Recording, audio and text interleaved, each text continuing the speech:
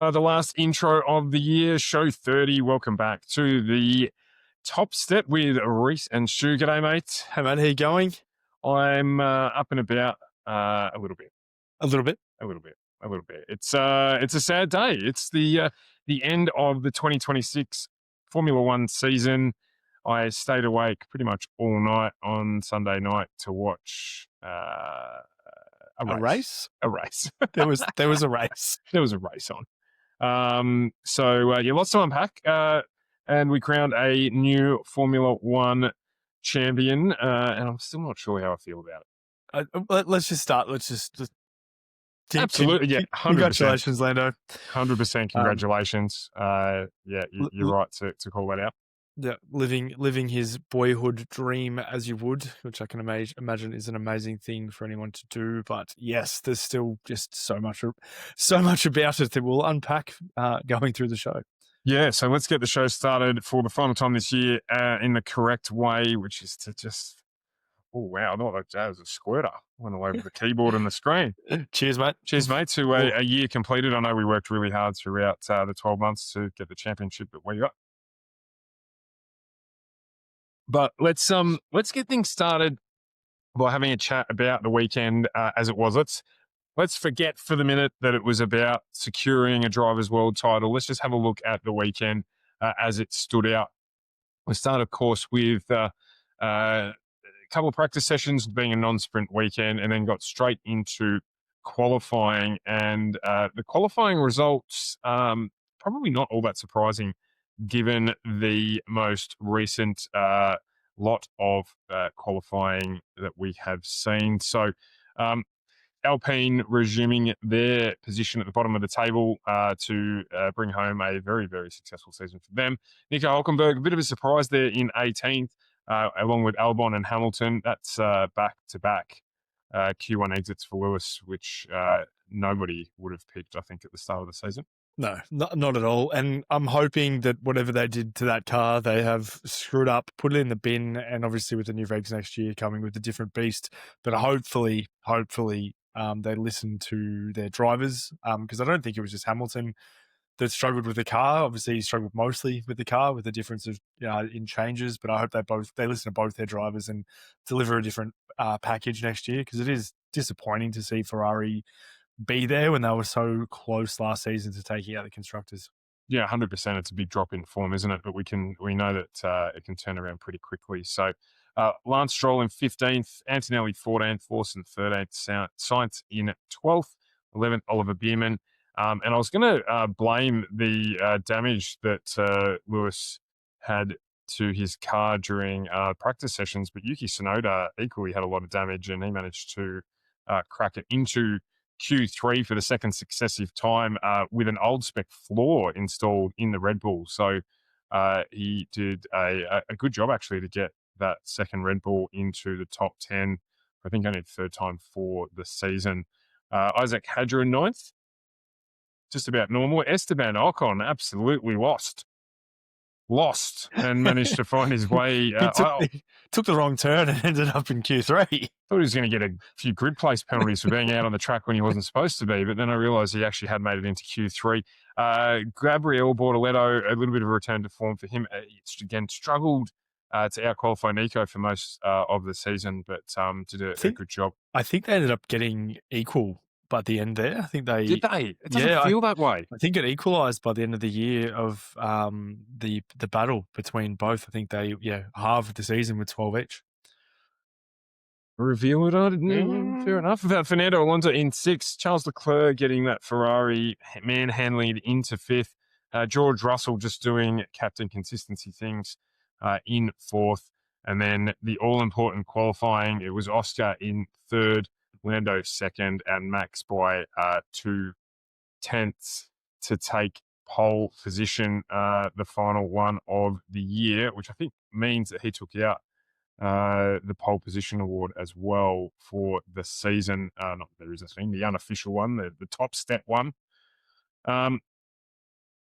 Any surprises, mate? Anything you wanted to touch on other than that? Qualifying was pretty Other than Ocon being being in eighth, everything was, and Kimi out in Q1. I think that was the other big shock to me. I thought he would be. He's been up there and on the podium and sort of battling at the top. Even when Lando was in full force and full form, Antonelli was there. So to see him out in Q1, maybe just detract and suit him. And again, remembering, and it's hard to remember that he is a rookie and it was his first season. So his first race in a Formula One car at the track. So it may just not have suited him. But I think that was the only other shocker for me. Yeah, I was going to say he did struggle all weekend. So, and as you pointed out, a couple of reasons there as to why that might be. We head into Sunday and Alpine just didn't move from the bottom of the table. So they finished the season out in 19th and 20th. Liam Lawson dropping in to 18th. So one that he would probably prefer to forget, along with his teammate Isaac Hadjar, who perhaps might have checked out, being distracted by other things going on at the moment. Of course, announced in that second seat. That Red Bull car just getting waved in front of his face. You think it's taken him somewhere else? Yeah, I think he struggled towards the end of the season, actually. He's been a little bit inconsistent in the races and qualifying in the last few rounds. So perhaps getting to the end of him, again, keeping in context, a fantastic rookie season for him. Could just simply be fitness. Yeah, absolutely. Yeah. Tiredness, traveling the world. Alex Albon in 16th, a disappointing end to the season for him, for what is otherwise a very successful season for himself and the Williams team, along with Kimi Antonelli in 15th. Of course, Albon did get a 5-second time penalty for speeding in pit lane as well. So that contributed to his early demise or his position. Then we've got Yuki Tsunoda in 14th. Of course, he also got a penalty, but we'll talk about that in a little bit. Carlos Sainz in 13th, Oliver Bearman in 12th, Bordoletto finishing in 11th. And then we get into the top 10. Lance Stroll securing a point for the end of the season. He did also get a 5-second penalty for making more than one change of direction under braking. So he probably should have finished in 9th, but not to be. Nico Hulkenberg in 9th to finish out his season. I don't know. Is that his most? That'll be his most points ever in a season. In a season, yeah. I'm going to say, because going by the line of getting facts kind of right, I'm just going to say it. Yeah, I think it probably is. Lewis Hamilton in 8th, somewhat of a reprieve after a really, really difficult weekend for him. He was quoted as saying that during the winter, nobody will hear from him. He's leaving his phone at home and disappearing to go and reset. And I absolutely hope that it happens. He needs to be at the top competing with the others next season. Esteban Ocon, that mechanic, will have fallen over and probably had a heart attack. He's finished in 7th. Fernando Alonso in 6th, a good finish to the year for him. George Russell in 5th. The Mercedes really struggled again this weekend. They'll be absolutely glad to see the back of the ground effects era of Formula One, because it has not worked out for them whatsoever. But George just doing the consistent thing again this season, banking some more points for the team. Charles Leclerc finishing in 4th. Again, the Ferrari falling away on those hard tyres, not really able to do anything to contest, with Lando Norris in 3rd, Oscar in 2nd, and Max taking out his 10th consecutive podium since the winter break or summer break, and finishing with yet another win at Red Bull. What an amazing turn of events for Red Bull. I tell you what, who the Christian Horner reset, which it should now be called, has saved that team. Talking of Max Verstappen wanting to leave, they lost a lot of quality people during that period of time. And since they've done that, it probably hasn't impacted Racing Bulls as much as I thought that it might. They've obviously got some good people there as well, but what a turnaround of form, particularly for Max. We've spoken about the car being designed around Max, and that it was always going to be difficult for anyone in that second seat. But they certainly helped Max with improved pace and consistency in that car. Absolutely. Before the summer break, we're like, Red Bull's going to sell, Max is going to leave, he's going to go and race GT cars, everyone's going to quit, the team's going to go under and it's going to disappear. And then, yep, they did the Horner reset, which I did not see coming at all, and it worked amazingly for them. You could say it was a phenomenal turnaround. You could say it was a phenomenal turnaround. I was going to point out one thing that you pointed out to me today, which is that not only did Max dominate the second half of the year, he also won more races this year in a Ferrari than Ferrari did. So with the GT3 win that he had, so an amazing season. I'm still trying to digest how I feel about the season, to be brutally honest. And not even just about the results of the year, which we'll get into now, but I don't know if it's because we talk about it every week, and I haven't shared this with you yet, but I don't know if it's just because the racing, I'm not sure that the racing was as exciting as the theatre around the season. I was literally about to say to you, is it because it felt like a lot of the racing decisions and results had been fabricated outside of the stuff going on? Like there was just so much else happening in other calls in play that seemed to directly affect the racing rather than the racing doing the talking for everything. Well, I just don't remember any. I don't remember any race really where I had to watch. I had to watch the race. Yep, understood. Yep. And it sounds like a stupid thing to say, but where I had to watch the race to understand what happened, because the results there weren't, aside of probably Williams. I don't really think there was anything that was that surprising that happened throughout the whole season. Yeah, I almost feel like there's got to be someone from Netflix with a stick just poking all of the bears possible in the grid lane, in their pit lane, just to get the most drama show that they can get. And maybe that's the problem. I mean, I know we've been accused of a number of things, but I know there were people who think that the accusation that gets around, not necessarily about us, but that there's lots of Netflix experts on Formula One. That's got nothing to do with us. We've been obviously watching it for as long as I can remember anyway, but I think maybe it could be that Netflix effect that you're kind of expecting more to happen. But I mean, again, that's not on track, all that stuff. And I'm talking about the quality of the on-track racing more than anything else. Like there were some good battles. There's no question there were good battles throughout the year, but I think they were sparse. We had a lot of stagnant stuff happening up the front.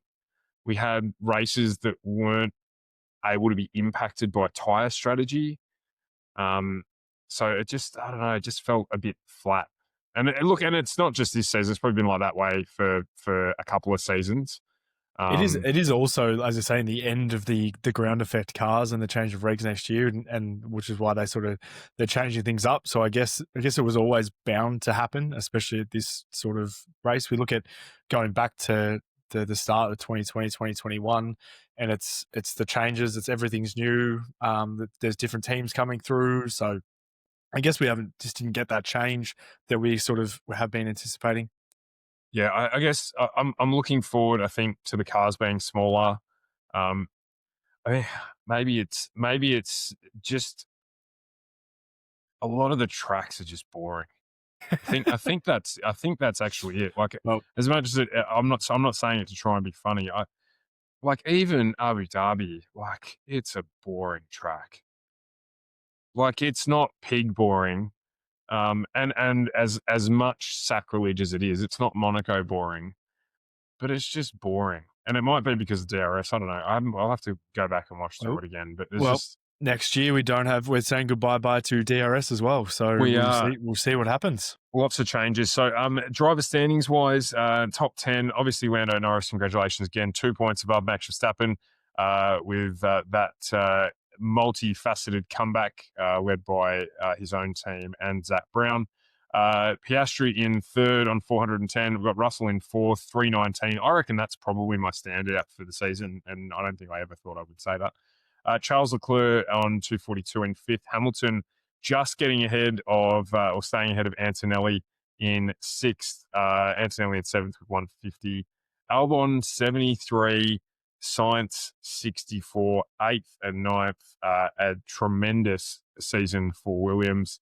And rounding that out with Fernando Alonso, the sly old dog, on 56 points, just sneaking into the top 10 on the last round of the season.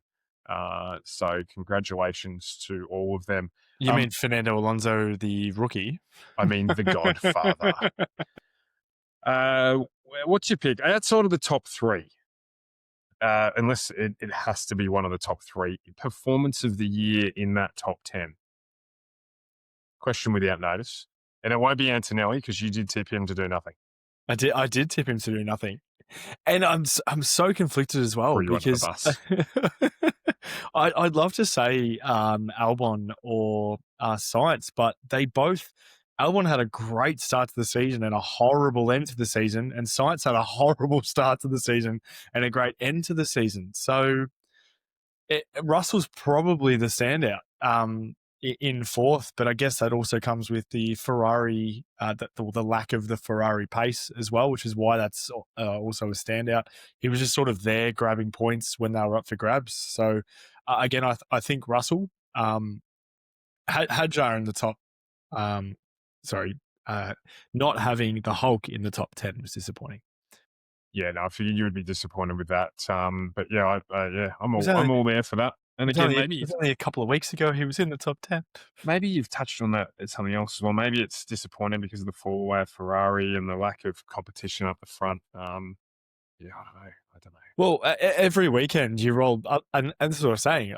Seeing Antonelli fight with Lando was great. It was really fantastic, and a different sort of name in the mix. But for so long, we had obviously Max right up the front, driving away and most consistent and dominating season. Coming off the back of that, we sort of had the mixed ball of a few wins from Lando, a few wins from Max, and a few wins from Oscar. And there was a look like Ferrari in there, and Russell was in there. Like, it was a lot of differences. But then the tail end of this season sort of dropped away, where you sort of rolled the dice. Was it going to be Norris, Piastri, or Max? Yeah. I'm a bit flat about it all. Maybe I'm just flat because it's the end of the season. Yeah. Team standings, McLaren, of course, wrapped that up a long, long time ago, 8:33, and congratulations to them. A dominant performance. Mercedes just pipped Red Bull then, with Yuki not getting any points on the weekend, and a double point finish for them and George Russell's points finish, I should say, 469, Red Bull on 451, or Team Max Verstappen Racing. Ferrari, interesting, of course, to note that they would have finished 3rd without any other driver's points. That's basically just Max's tally. Ferrari in 4th, 398. They'll be disappointed with the fall away, as you said, contesting for second last year, finishing second last year and contesting down to 4th. Williams, standout performers again of the year, 137 points in 5th. Racing Bulls in 6th. Aston Martin in 7th, with Haas in 8th, Sauber in 9th on 70, and obviously, Alpine. Ocon's points there really helped Haas near the end as well. They did indeed, yeah. The double points finish at the end got them. I keep saying double points. It wasn't double points, just ignore me. And Alpine in stone motherless last on 22 points. Definitely a season to forget for them, and it's just hammers home the confusion I have that they've locked in their drivers again for next year. So we'll see what Flavio has to offer. Maybe they are counting on a return to form with the new format. Could be, but they had a lot of hope that they'd nailed. Remember at the start of this generation of car, they had so much hope that this was going to be it for Alpine, and it just wasn't. Their return to form did not happen.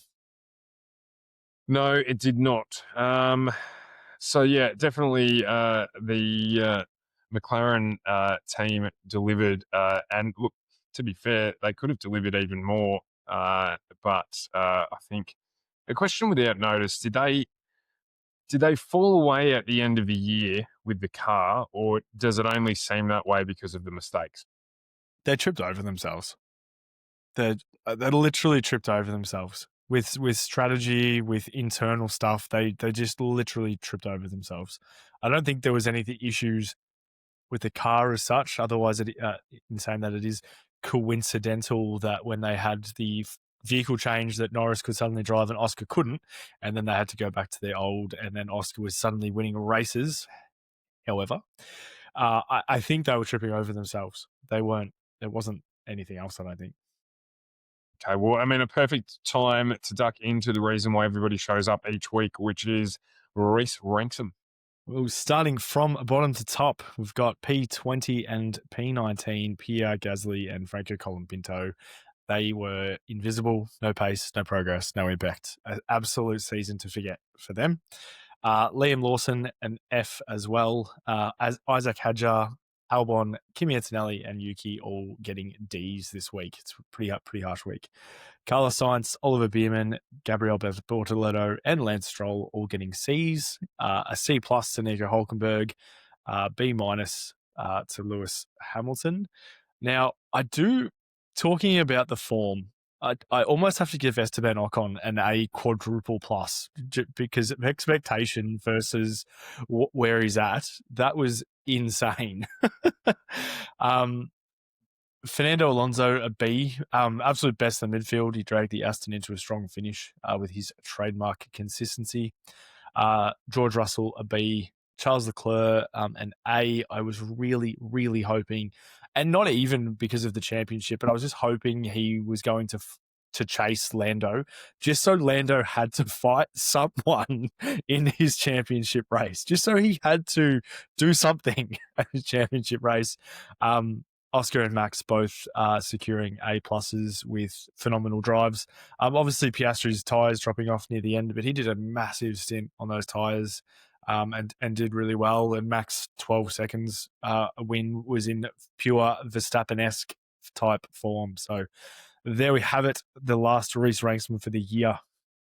Yeah, and I think fairly done this time around. Nobody could argue with what you've laid out there. I'm just going to shuffle things around a little bit. I'm just going to shuffle things around. Let's talk about, before we get to sort of the season debrief and some other stuff that we've got coming up, let's have a chat about your favorite rant topic of the year, which is consistency. Or their lack of. Or their lack of. And of course, we talk about the FIA. Now, this isn't from the perspective, before everyone rolls out the buttons, this isn't from the perspective of, should this have happened because the title's on the line or anything like that. This is purely from looking at other instances where rulings have been made. Because, and I'm just going to take from there. It has nothing to do with who it was even involved with. It's all to do with consistency. Now, in fact, I'm talking about the incident with Yuki and Lando, where Lando was all four wheels off the track, overtaking Yuki. Now, this is where my brain hurts. He would have, if he had have tucked back in behind Yuki, gone one more corner, he still would have made the pass. So he still would have won the championship. It's nothing there whatsoever. But I'm losing my mind with the FIA's consistency, or whatever we're pretending to call it this week, because how do we have a rule book that's supposedly airtight, yet the penalties change depending on the driver, the team, the track, the weather, the vibes, the moon cycle, and whether the stewards have had their morning coffee? Because one weekend a driver gets a 5-second penalty for breathing near a white line. Now, I'm going to bring up the Oscar Piastri, Verstappen leaving the track, getting a 5-second penalty where, again, things were driven off the track and things like that.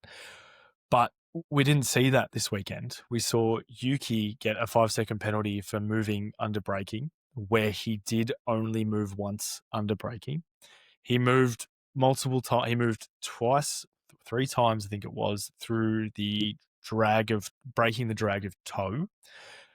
Yet they were given Yuki the 5-second penalty for forcing another driver off the track, where Lando could have put himself on the other side. He could have just braked. He could have done so many things.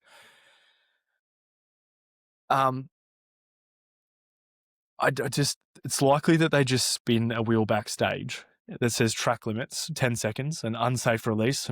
Let's just talk about it. There's no baseline, there's no predictability, and there's no accountability. And we won't even start on the precedent argument. The FIA sets a new precedent every fortnight by contradicting their own precedents from the week before.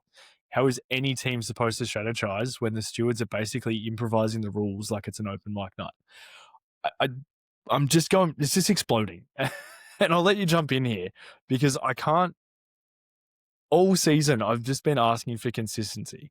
And again, Lando still would have won the top drivers championship. I'm not saying that a championship was on the line or anything like that. All four wheels are off the track. He made an overtake. He gained an advantage and he drove away. Yet, where's the penalty? There should have been a penalty for both or none, not for one. Yeah, I think you've nailed it. I mean, he clearly had all four wheels off the track. Now, I saw the breaking the toe thing. There is a rule within the FIA that you're allowed to do that to break the toe, but there's effectively an invisible line in the lead up to the corner where it's then judged to be the braking zone, and you can't move more than once to defend a corner. And where Yuki's done that, Lando wasn't far enough up next to him to suggest that he had position to need racing room. So, Yuki hasn't really done anything wrong in what he's done, and Lando's just decided to drive off the track and go past him. And as you've said, like, he could have waited for one corner and would have been able to go past him. So I don't know if maybe some of it's out of, I think you're spot on with it's either both or neither. Because I think that would have been the fairest way to do it. Would it have changed the Drivers' World Title? No, not at all. I don't think it would have at all. It would have made it nice to watch at the end because Charles would have been closer to Lando, but Lando also held up and slowed down and, all those things. So I don't think it would have changed it, but it's that thing that you've said. It's the consistency of it. We saw Oscar get a penalty last year in America for having wheels off the track in a similar, not in the same circumstance, it was through a corner, but he got penalised 10 seconds for it, and then it was appealed and got reduced to 5 seconds. Like, and I get that these things, I think part of the problem with this stuff as well is that there's always going to be subjectivity around it. I don't know how to fix that. A wise man did say something to me today that it was more of maybe a change in mindset, so we didn't go back to the no Mikey no 2021 race result where it was dictated as such by the FIA, which I do get, so that in that aspect there was no incident, there was no contact, there was no nothing, so there's no penalties, just play on. Yeah, and I think maybe that's where they need to go with it a little bit as well. But again, then you bring this grey area into it, and it's really difficult. Well, opposing the grey area we already have. Yeah, but I mean, it's if you introduce subjectivity to it, which they're trying to get rid of it's okay because it didn't really have any impact, so we won't do it. You just don't know what's going to happen after that. I mean, they give a 5-second penalty to Norris. He comes out and Leclerc gets past him, or they make contact and you just never know, obviously. So it's a hard thing for them to adjudicate on during the race because they can't go and look at precedent. Like, they literally can't. They don't have time because you've literally only got a finite amount of time, and of course it happened in the second half of the race, and the fans want to know the result of the race. So they can't go away, particularly not the last race of the season, and say, hey, yeah, Lando, you finished first in the title, asterisk. Yeah. Have your celebration, but we might come back and change that later. But really, Max should be sharing the champagne or whatever the case might be. And again, that does happen, obviously, as we saw with the double DQ for McLaren a few rounds ago. But ideally, they want the race resolved within the race. And so it's a racing penalty. It needs to be handed out during the race, and they've got to use the information they've got available to them. But having said all of that, and I don't know this, so I would need to check it. But asterisks save ourselves. But no, not even getting the facts kind of right. I don't know this. I would want to check it. But I'm assuming that the panel of adjudicators that they have with the FIA are paid positions where they're supposed to be experts, similar to having a driving standards observer like that we have in V8 supercars. Where it's been Craig Baird, who's extremely experienced, raced the car, understands the circumstances, all the things that are going on around you at the time when he was doing it. Similar people involved, access to all the team data. Like they've never had enough more data than they've got now to know who's doing what, who's turning, braking, all that sort of stuff. If there's too much information, again, I get it. It's hard to interpret in a short period of time where people want a resolution. But they've got to find a way to be more consistent with these things. Like if you go off the track, unless you're clearly forced off the track, if you've got four wheels off, it doesn't matter if you get an advantage or not, you go off track. Well, I thought this is where we'd gotten to because of when Hamilton got his penalty for driving on the track, gaining advantage, or not following. I think it was not following the protocol. Not following that was the race director's instruction. I thought that's where we were. It's like, cool. Yeah. If you do this, this will happen. And slightly different. Then it just fell off. Yeah, no, slightly different. Like the thing that happened to Hamilton was breaking the race director's instructions. So kind of like speeding in pit lane. Yep. As opposed to racing incident where it's a little more grey. Yeah, a little more grey. It's you were doing 65 in a 60 zone. There's no question. Did you have enough room? Should you have been there? Were you far enough up alongside the car, etc., etc.? All other questions. And they didn't take into consideration as well how short Yuki is. He probably couldn't see that enough. But it's a hard one. It really is a hard one. And look, fortunately, it didn't change the outcome. Yep. So if it had to change the outcome, and I know everyone's blowing up on the internet about it, and even down to the crap of Max deserves it because he got one over Lewis, which I was commenting on today because Max had nothing to do with what happened with Lewis. He just did what he did. It was all other stuff that caused that to happen. And even Hamilton, Hamilton has come out and said the same thing. If it had happened in reverse, I would have gone for it as well. There is 100%. No one in a Formula One seat that in that position is like, oh, nah, I'm not going to overtake him for the championship. Like, it's just not going to happen. And do you know what speaks the loudest about this as well? Red Bull didn't protest. No. Max didn't say anything. Nobody thinks that it's the big issue that everybody's making it out to be, and it doesn't take away from the fact that that Lando won the driver's title. But the consistency thing is an issue that they have to address in the off season somehow. Yep. So that's they should go away. They should go away with Lewis and refresh and come back. Absolutely, they could all turn their phones off and have a hiatus on a boat. That sounds great. All right, so let's get into who won each team. So. I was looking at your numbers here, and I'm just not sure they add up. Well, see, 13 plus 10 is 23. How many races do we have? Yeah, but they had one DNF. Oh, of course. So DSQ. Well, yeah, disqualified. So they didn't have 24 rounds, 24 races. Understood. And obviously the Yuki and Max numbers don't add up because Yuki wasn't there the whole season. All of it makes sense now. I was like looking at it like it was some sort of weird language, and I was like, "Hang on a minute, can I do maths?" You really put me on the spot there too, because I didn't actually look at that before I put the numbers up, and I'm like, "Holy, have I made a mistake here?" And then I'm like, "Oh no, that'll be what it is." So hopefully that's kind of right. So head to head, Norris 13, Piastri 10. Definitely not what we predicted at the start of the season. Russell 21, Antonelli 3, so a domination there, but that is what we predicted at the start of the season. Except I predicted Antonelli to be in the bottom of the drop. Probably have a worse one than he did. Verstappen 21, Tsunoda 1. We predicted that no matter who was in that second seat.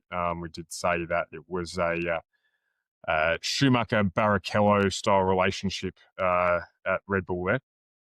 Time. Leclerc and Hamilton. Now, I'll go back and quote us to us. We had said about for the Lewis Charles thing that Hamilton is the real number one at Ferrari, but Leclerc thinks he is. We both predicted that there would be that they would have the first teammate on teammate collision of 2025. And I think that was actually McLaren. Yeah, I didn't predict that, but I also just think it's another one of those things where Antonelli and Leclerc must have been listening, and they just went, "Screw you guys, we're going to do something different." Yeah, absolutely.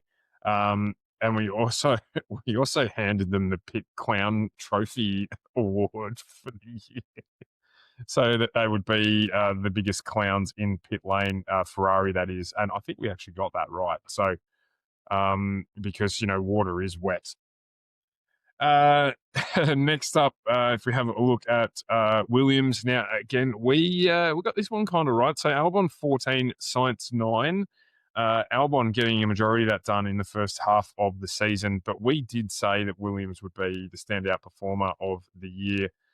We did say over the season that Carlos would become the number one driver, and that at the start of the season it would be Albon. Exactly what has happened. What I made a mistake of, though, was I don't remember saying this, but apparently it's in the notes from the first show that Alex Albon was my pick for the first driver to lose his seat. So I was completely wrong about that, and I don't even remember saying it, actually. I did question if I'd made the right decision to do a podcast with you when you said that, but anyway. Absolutely. I mean, my pick for it would have been Gasly. I can tell. Luckily, it's on the tape because I'm not sure if that's true. Williams finally have two genuine senior drivers. Team principal comes from Mercedes World. And the engineers are already blown away by Sainz's feedback review, making that point strongly that would impact their season, and it certainly has. So make the big step forward like Haas did in 2024 and move into a solid midfield, maybe best of the rest outside the top four teams. So we'll have a look at where the team standings ended up, but I'm pretty sure we actually got that fact absolutely right.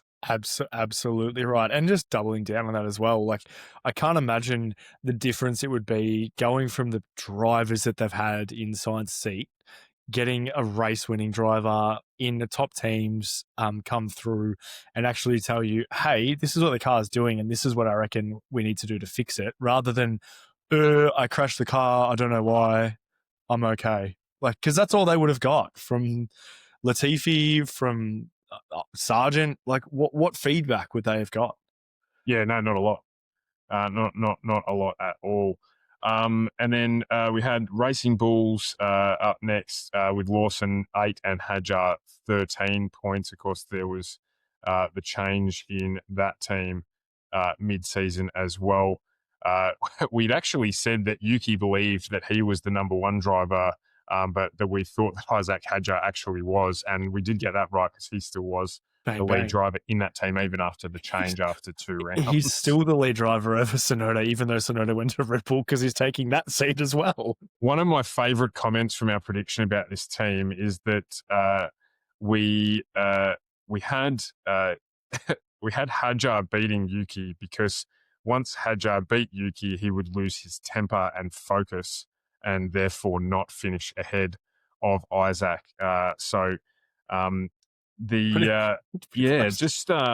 Just again getting the facts kind of right there. And the temper of Yuki did start rearing his head again near the end of the season. So he sort of he got ego checked when he got put into the Red Bull seat, I think, and he went quiet because he's like, oh, okay, this thing's actually a weapon. Like, it's hard to drive, and he went quiet, and then the anger just started seeping out again. I did enjoy that when they came on the radio to sort of give him an idea of what he might try to do to hold up Norris. He told them that he knew exactly what he was doing. And outside of it being off track, Norris just drove straight past him. Like he wasn't even there. Absolutely hopeless, Yuki. I sent some memes to you today, but one of the ones where the Cheezel was holding the door closed and it's like Yuki's defense, or the gate in the middle of the paddock and it's like Yuki's defense. That was 100% it. Oh my goodness, mate. Sergio Perez would have been watching that and he would have just been flipping the screen off. It was one of Max lying in bed and Sergio putting a security blanket over the top of him, and then when it was Yuki, he missed the bed completely, and there's all these knives coming towards Max Verstappen. That was very amusing. And then we move on to Aston Martin, Aston Alonso Martin. and Stroll. And this got me. This actually got me. So Alonso on 16, Stroll on 8.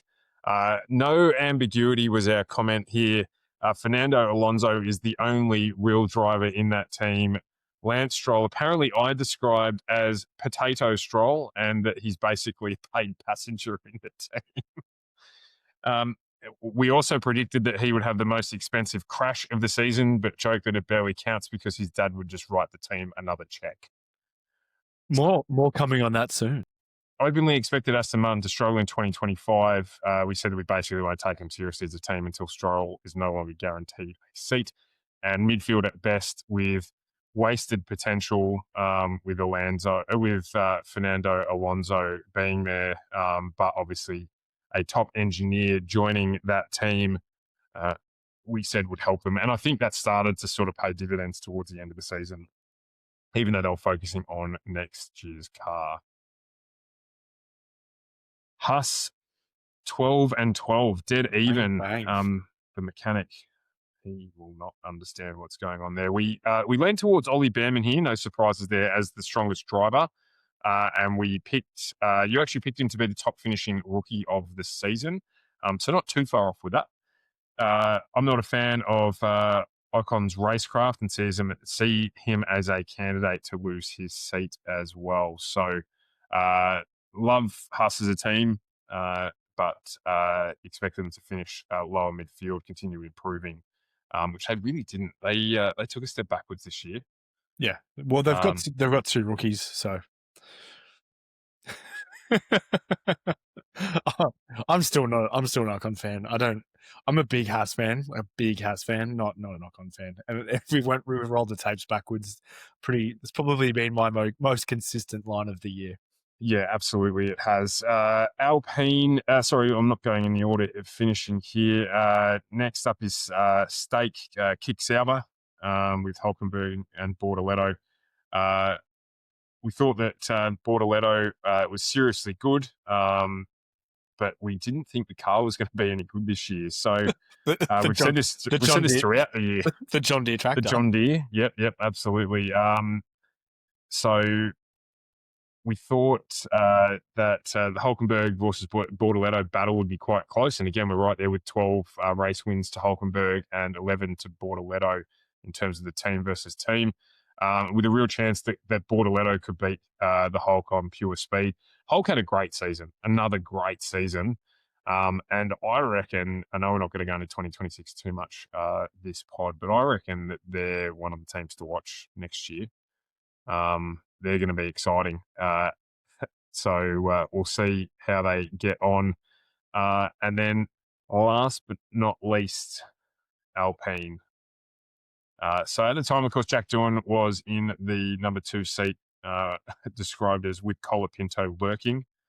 I was all in on Jack at the start of the season. I think we both were, but I put all of my credits on Jack to do something, and unfortunately it didn't happen.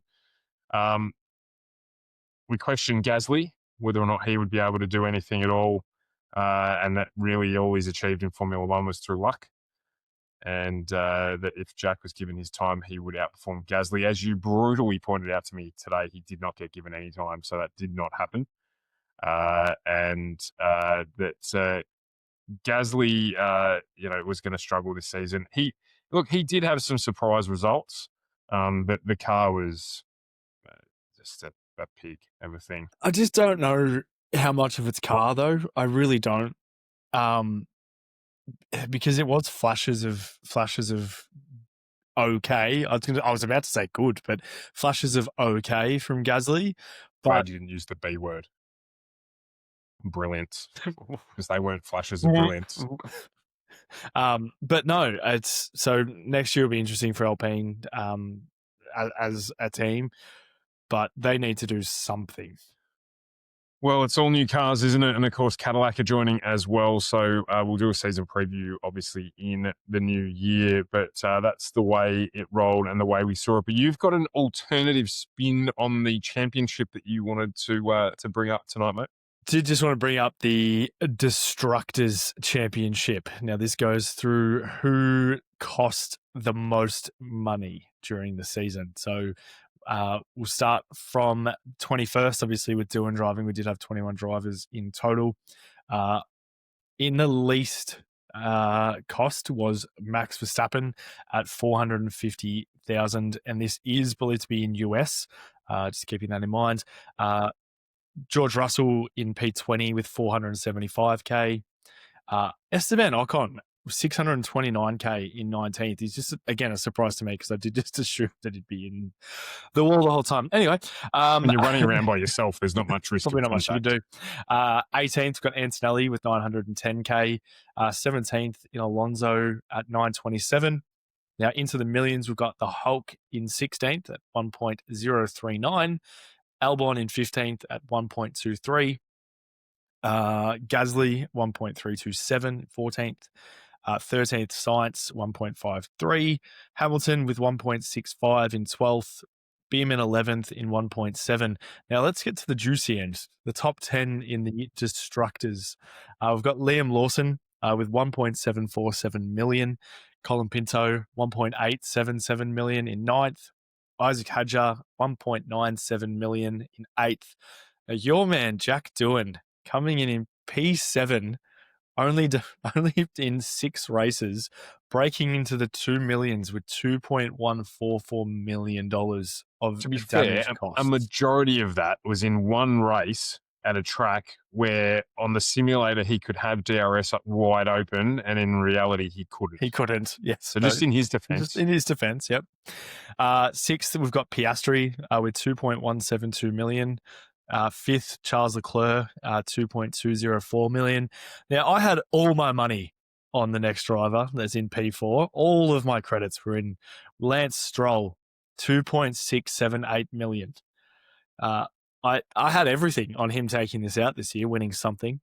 He won nothing this year. He won nothing this year. Nothing. Nothing.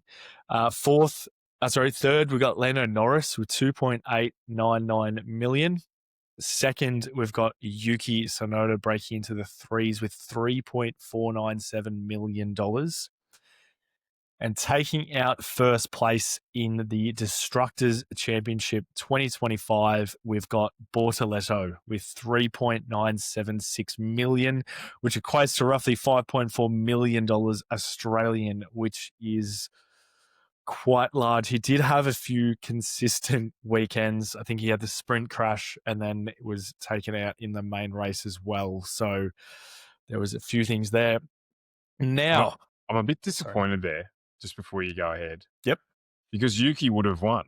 Had it not been for Lance Stroll crashing into Bordoletto at his home GP. Yep. To say it didn't have, Brazil wasn't a good race for him. Brazil was expensive. Very expensive with 2 very large crashes, but thankfully he was okay. And thankfully in all of this, we had some pretty brutal stacks, but nothing like we'd seen in the years before. Obviously the Halo doing its job once again, 100%. and all the safety measures. So whilst this is a bit lighthearted, I'm thankful that all the drivers are okay. Now, drum roll, please, for the Team Destructor 2025, they did win something. We have Alpine coming in with $5.348 million damage bill, obviously with the 3 drivers on the tracks as well. We then had, coming in, we had McLaren. McLaren coming in, and then we had Stake. So there was some, obviously with the 3 drivers there, took Alpine out, but they won something this year. But yeah, amazing result from them. I remarked to you when you showed me this briefly before the show as well. George Russell, a majority of that damage happened in Australia. Yeah, in the first. So he had pretty much a damage-free 23 out of 24 races, which was also going to say the other time that both him and Verstappen's dollar bills would have come from is when Max took him out. So yeah. So, but yeah, and probably I'd be interested to know if it's the most expensive season ever. I don't think it would be, but No, an interesting one there. Logan Sargent. Sargent's not in there, so probably not. So there you go. Top 10 in the Destructors. We're quickly running out of time, so let's just jump onto a couple of things. A couple of goodbyes announced today. Bye Darth Helmet. Helmet Marko is on his way into retirement out of Red Bull, and we were saying this is probably a good thing. It completes the departure picture for Red Bull and gives them that fresh start in a fresh period in Formula One racing. And it normally I would do as stupid as a stupid does, but with Darth Helmet leaving, I thought, what are some of the craziest things that he's come out with? Of course, we heard most recently him telling us that the pass that was done at the end of last round was deliberate, and other crazy things. But that's not the first time he's made a dive into the stupid.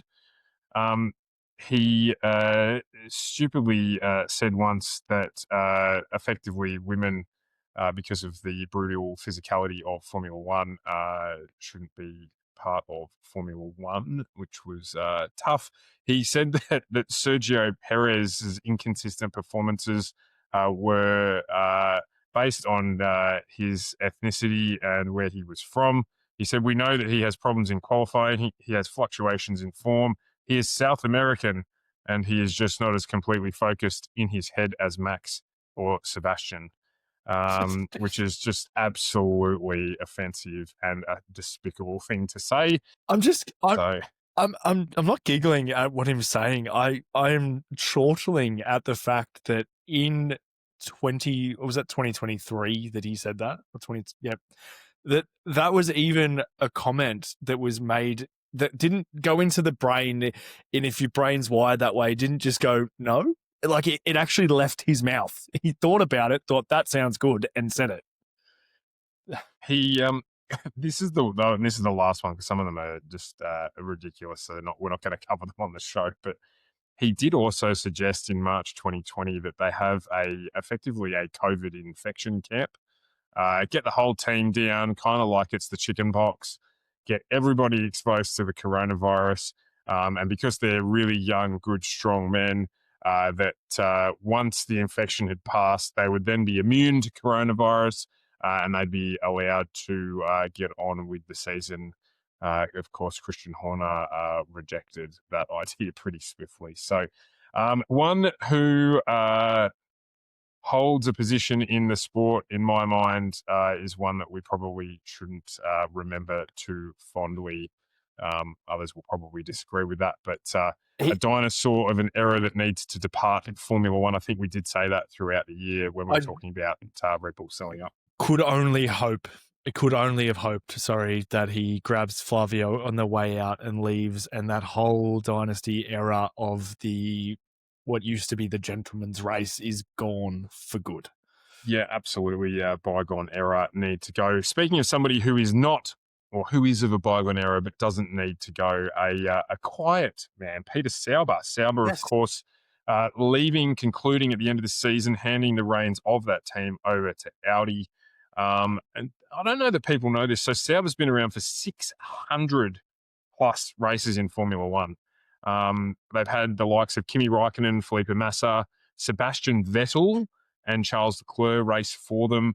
But statistically, a pretty unfortunate team. They've only won one race in the 600 plus races. They're the Haas before the Haas. That's a great way of describing them. They definitely are. They managed to transgress the tobacco era of Formula One. Of course, they were BMW for a period of time. And then they transitioned to Alpha before getting to where they are now. And the last of the old, smaller teams, of course, we've got Haas now, as you said, but another name off into the annals of history and taken over and hopefully honoured by Audi. So well done to Sauber for their contributions to the sport. And it's the end of the road.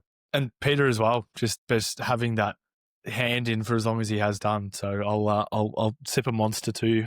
Take a sip. So, yeah, Sauber departing. Of course, speaking of changes, we got news during the week that Haas confirmed. We already suspected, but Haas confirmed to undergo a name change with Toyota taking over naming on that team. So I believe it's going to be Toyota Gazoo Haas F1 in 2026.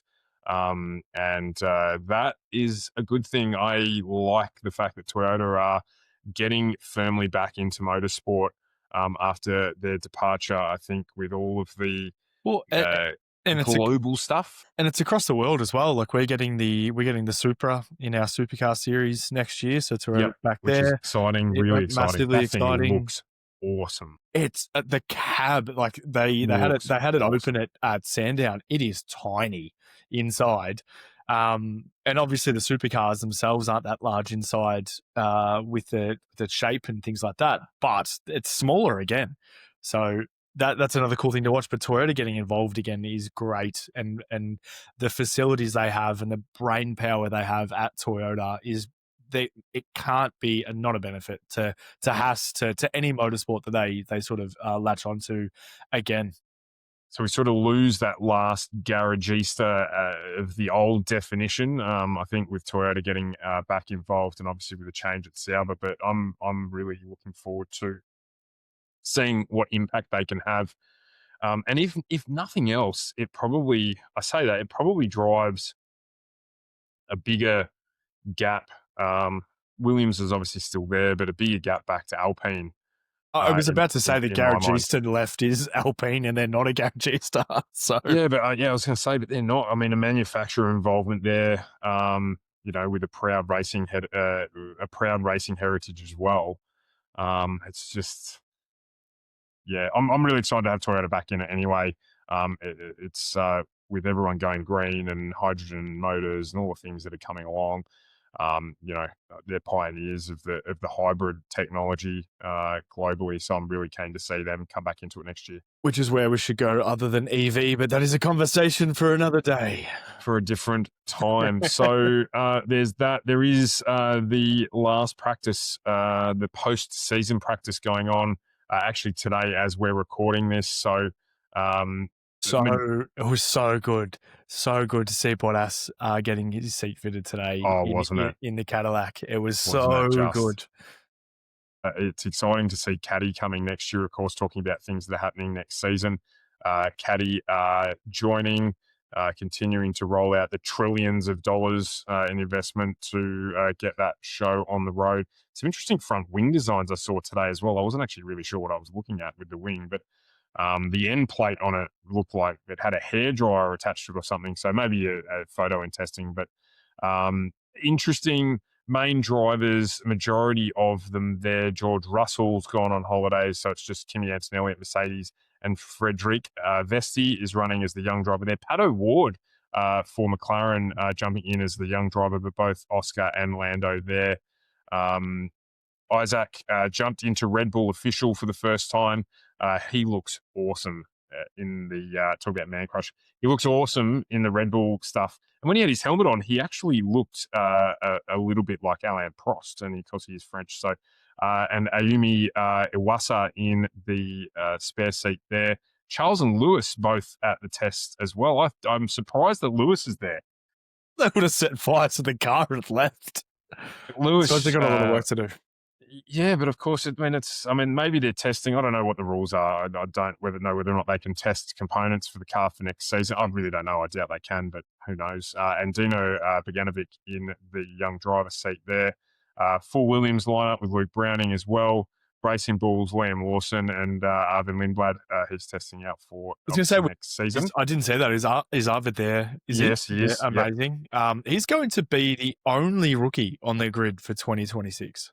He is pretty stable. Other than Fernando Alonso, of course.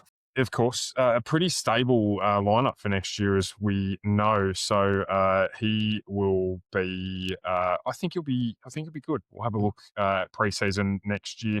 Stoffel Van Dorn is there for Fernando, who's gone for a long nap. And Jack Crawford is driving as well for Aston Martin. Esteban and Ollie running Haas with Ryo Hirakawa jumping in as the young driver there.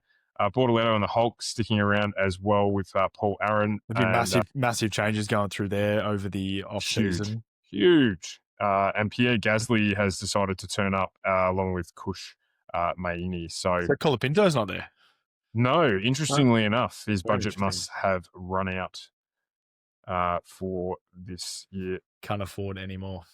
No. So interesting to see what comes out of it. Not reading, obviously, really anything into the results of it. Just good to see some of the new guys getting involved as well. But an off-season to behold. I think because of the fact that there's no driver changes, but I think it's still one of the biggest off-seasons we're going to see. Obviously, with the change of car, new teams coming into the championship as well, with Caddy being added to it, all the stuff we've spoken about. There's going to be lots and lots to talk about when we resume the show in January next year. There'll be lots happening.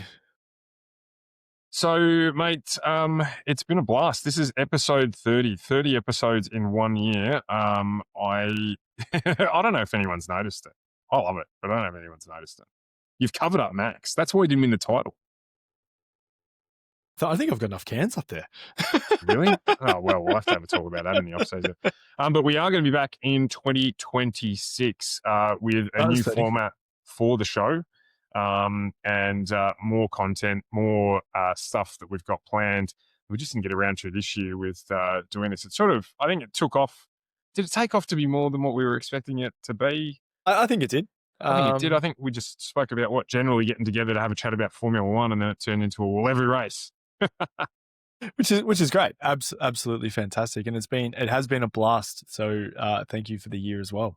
Yeah, and to those who've tuned in, we do have a loyal but growing small fan base. We appreciate you guys tuning in. I know there's some of you who listen all the time. Some of you who I didn't know who listened as well. Found out the other day as well. Appreciate you tuning in and listening to our dulcet tones and ramblings and what have you over the last 12 months. It has been, certainly it's been fun for us.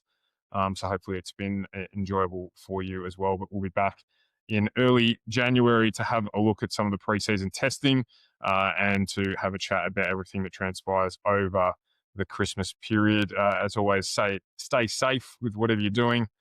Enjoy spending some time with your family, as I know Rhys and I both will. And look forward to seeing you in 2026. Big time. We'll see you then. And congrats again to Lando for the Drivers' Championship. Absolutely. Well done. Not something that we called, but as we said, facts kind of right. Facts kind of right. Enjoy the new year. We'll see you in 2026. See you. Well, that's a checkered flag. We're at the end of the race. Thanks for tuning in. You kept up the pace. Rhys and Stu are signing off today, but don't forget